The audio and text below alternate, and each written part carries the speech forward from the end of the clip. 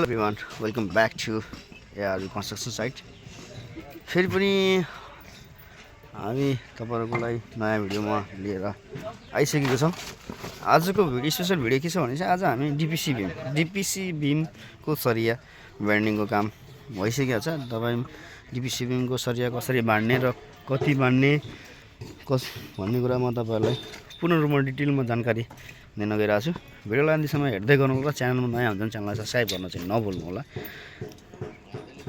अब तपाईहरुलाई म सुरु स्टार्ट गर्नुभन्दा पहिला म तपाईलाई सानो DPC Beam को बारेमा सानो जानकारी गराउँछु। त्यसपछि फेरि सरिया कति राख्ने र कति खर्च आउँछ भन्ने विषयमा पनि म तपाईहरुलाई पूर्ण रूपमा जानकारी दिनेछु है त।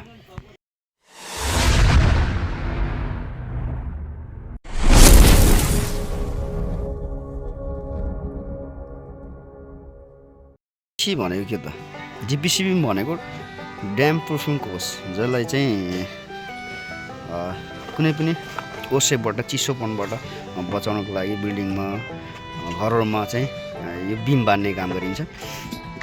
DPC Beam जहिले पनि हामीले यो जमिनको सतहदेखि माथि नै हुन्छ। देख्न सक्नुहुन्छ यो भन्दा अगाडि हामीले टाई बीम को काम गरिसकेका छौं। टाई बीम पछि हामीले वालको काम सघाएर हामीले DPC Beam को काम गर्दै छौं। अब DPC Beam मा देख्न सक्नुहुन्छ हामीले यो बीम चाहिँ प्राय जसो 9/12 को नै हुने रहने गर्छ। यसमा चाहिँ हामीले 7 mm को रड र 12 mm को डन्डी प्रयोग गरेर यो रिङ चाहिँ हामीले 9/7 को रिङ बनाएको छौं भने सरिया चाहिँ 6 वटा सरिया राखेका छौं। यसमा चाहिँ हामीले 4 वटा मात्रै सरिया राखेर पनि गर्न सकिन्छ। 4 वटा सरिया राखेको कन्डिसनमा चाहिँ एक्स्ट्रा बार राख्नुपर्ने हुन्छ भने यसमा चाहिँ हामीले 6 वटा सरिया युज गरेको छौं भने यसमा चाहिँ एक्स्ट्रा बार राख्नु पर्दैन।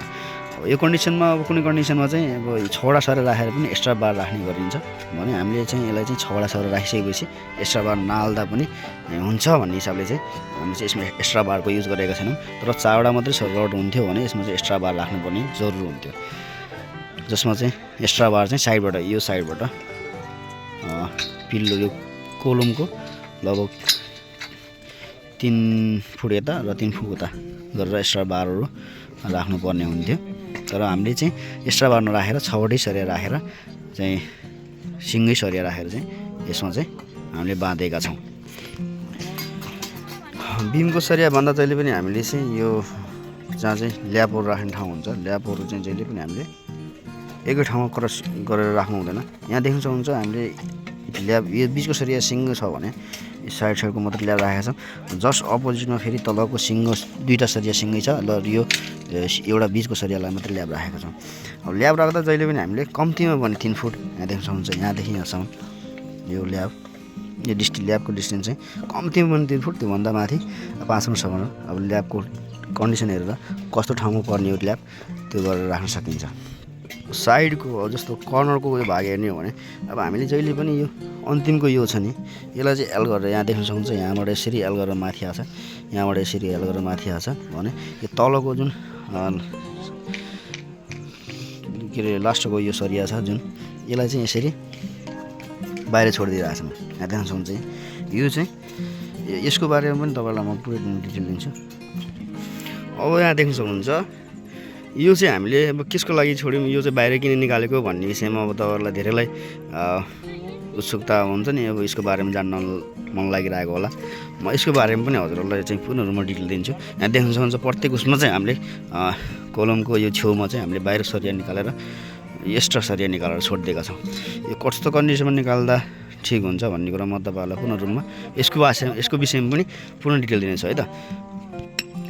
अब यो कस्तो कन्डिसनमा निकाल्ने त यहाँ देख्न सक्नुहुन्छ यसको ग्राउन्ड लेभलको यो हाइट छ नि, यहाँ देख्न सक्नुहुन्छ ग्राउन्ड लेभलको हाइट केही नभए पनि तपाईको कम्तिमा पनि 4 फुट छ। जमिन लेभलदेखि यसको हाइट चाहिँ 4 फुटको देख्न सक्नुहुन्छ। लगभग 4 फुट छ यहाँदेखि ग्राउन्ड लेभलदेखि यहाँसम्मको हाइट 4 फुट छ।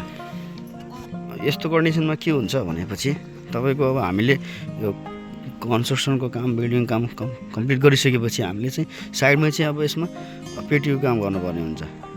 पेटीको काम गर्दा तुरुन्तै वाल उठाउँदा अब यत्रो हाइटमा यसको चाहिँ बस्न सक्ने पेटीहरु फुट्न सक्ने पेटीहरुको त्यो माटोहरु राम्रोसँग नबसेर हुन्छ चर्किने फुट्किने भएको कन्डिसनमा त्यो कन्डिसनमा के हुन्छ भन्दाखेरि यो चाहिँ हामीले सपोर्टको लागि पेटीको सपोर्टको लागि चाहिँ हामीले बिचमा सानो सरियाको टुक्राहरू पनि छोडिदिन्छौँ र यो चाहिँ सपोर्टको लागि चाहिँ यो राख्ने गरिन्छ।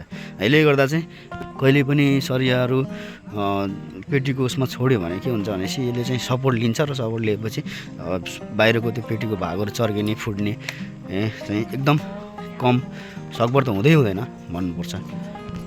अब लागौँ यो घर भनेको तपाईँको 1200 स्क्वायर फुटको आवास घर हो होइन।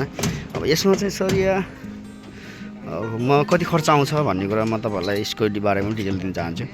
यसमा चाहिँ के छ भन्दाखेरि यसमा 1200 स्क्वायर फुटको घर हो आवास घर भए पनि यसमा हामीले कतिवटा बिम देख्नु यहाँ देख्नु सक्नुहुन्छ 7वटा बिमहरू देख्न सक्नुहुन्छ। यो लामो 3वटा र यो छोटो 4वटा गरेर 7वटा बिम देख्न सक्नुहुन्छ।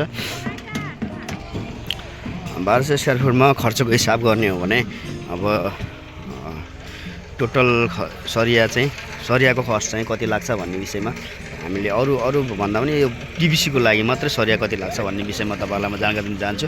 डिपिसीको सरिया चाहिँ यसमा चाहिँ हामीले 6वटा डन्डी प्रयोग गरेका छौँ भने अब 7 mm को रड प्रयोग गरेका छौँ। यसमा हामीले 12 mm को 6वटा डन्डी प्रयोग गर्दा 6 बन्डल 12 mm को रड यसमा लागेको छ भने 2 बन्डल चाहिँ 7 mm को रड लागेको छ, जसमा हिसाब गर्ने 6 कुन्टल थियो 2 7 8 कुन्टल सरिया चाहिँ यसमा सेफ्ट्याङ्की सहित है। फेरि 5 कुन्टल 1 कुन्टल त यसमै लागेको छ होइन। 1 कुन्टल जब सरिया चाहिँ सेफ्ट्याङ्की पनि लागेको छ।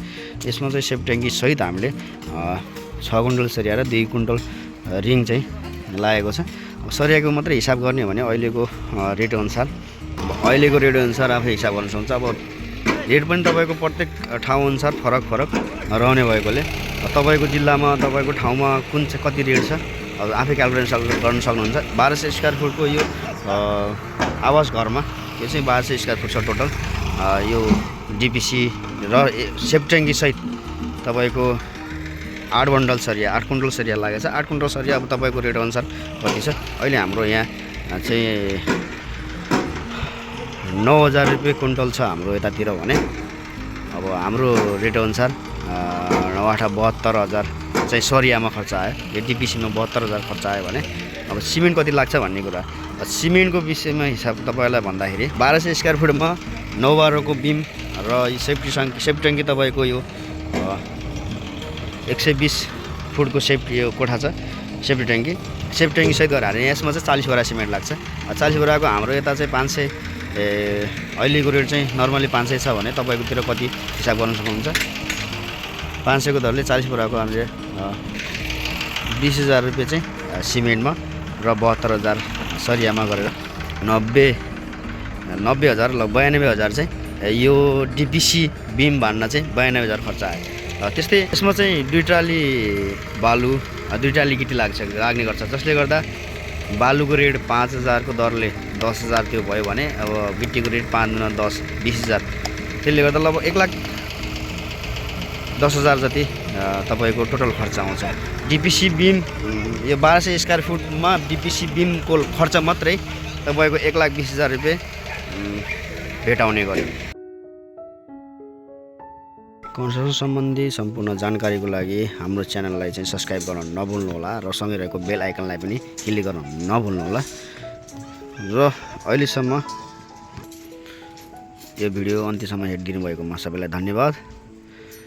र फेरि पनि नेक्स्ट भिडियो लिएर म उपस्थित हुनेछु र कस्तो खालको भिडियो हजुरलाई अपलोड गराउने हो चाहिँ कमेन्ट गर्न चाहिँ नभुल्नुहोला भन्दै अहिले चाहिँ यो भिडियोबाट हामी बिदा हुन्छौँ। जय नेपाल जय कन्स्ट्रक्सन।